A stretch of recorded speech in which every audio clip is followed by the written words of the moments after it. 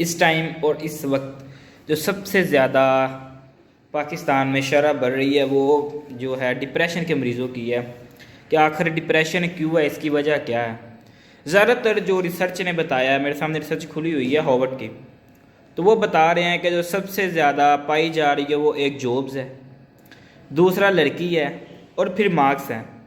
या पहले मार्क्स ले हैं जिस तरह आपका दिल करे, पर उन्होंने 3 बताई हुई हैं कि जो ज़्यादा हाईएस्ट रेट पे आ रही है वो ये 3 चीज़ें आ रही हैं। हमने अपनी लाइफ जो है ना तकरीबन जो नौकरी के पीछे गुजार दी है। पहला फर्स्ट ऑफ ऑल कि हम बिज़नेस के बारे में सोचते नहीं हैं, और दूसरा जो है जॉब हम कर रहे हैं तो उसकी वजह से हम परेशान हैं कि इधर से जाएंगे तो उधर नहीं मिलेगी, उधर से जाएंगे तो इधर नहीं मिलेगी।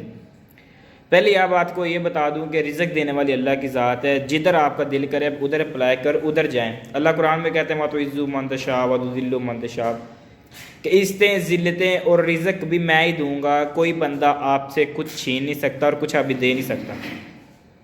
और जो परसेंटेज बताई गई है रेशो वो ये है कि 2022 के अंदर 38.68% रेशो थी डिप्रेशन की, जबकि अब 2023 गुजरा तो उन्होंने जो रेशो निकाली गई है उन्होंने बताई है 47.70% डिप्रेशन के मरीज़ों की, एंजाइटी मरीज़ होगी। हमने छोटी छोटी टेंशन लेने, छोटे मसला उसका हमने बढ़ा चढ़ा के, छोटा सा वो कैसे हुआ, वो क्यों हुआ, ये कब हुआ, ये कैसे हुआ, ये होना नहीं था, ये लेट हुआ, ये जल्दी हो गया। फजूल की टेंशन भी हमने पाली हुई हैं। छोटी छोटी परेशानी की वजह से जी बाइक का इशारा टूट गया, बंदे मैंने देखे वो रोने लग पड़ते हैं। वो अल्लाह के बंदे, आपके आंसू कीमती हैं, ये इशारा में सस्ता है, आपके आंसू कीमती हैं।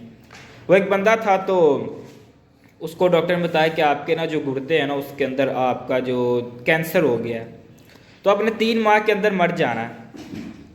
तो 3 माह नहीं गुजरे, 3 माह से पहले ही मर गया। डॉक्टर ने रिसर्च की, उन्होंने कहा इन्होंने इसने डिप्रेशन और टेंशन इतनी ले ली थी कि इसे भी कोई मसला नहीं था, डॉक्टर ने इसे गलत बताया था, इसे कोई मसला नहीं था, इस मसले की वजह से ये मर गया। हालांकि मसला कोई नहीं हो सकता, मेडिसिन लेता या कोई इस तरह का मामला करता तो ठीक हो जाता। उसने ऐसा नहीं किया, उसने टेंशन ले ली है। और जब उसके गुर्दे को अंदर से कटिंग किया गया, पता लगाया गया तो गुर्दे के अंदर कोई चीज़ भी अवेलेबल नहीं थी, मौजूद नहीं थी। क्या किया उसने? टेंशन ले लिया। सबसे पहले आप टेंशन फ्री हो, जो आपका दिल कर रहा है काम करने को, पढ़ने को, काम करने को, फारिग रहने को, आप आराम से दिमाग के साथ सोचें।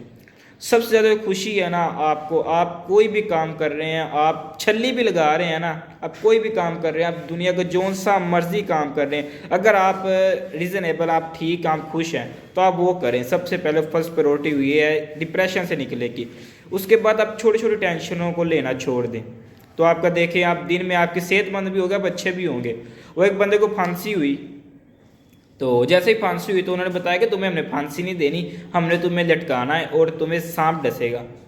वो परेशान हो गया, सब उसके आंसू, वो पूरा हाल उसका हो गया। जब उसे फांसी घाट पे लाया गया, उसे कॉमन पिन को उसे चुभाया, जैसे उसे चुभी वो मर गया। और जब उसे देखा गया तो उसके सारे शरीर में जहर बह चुका था। क्या? वो टेंशन ले गया, लगे सांप तो नहीं था डसा, और वो ये शर्त थी अगर तुम बच गए तो तुम्हें माफ़ कर देंगे। उसने टेंशन इतनी ले ली, एंजाइटी इतनी ले ली कि वो मर गया।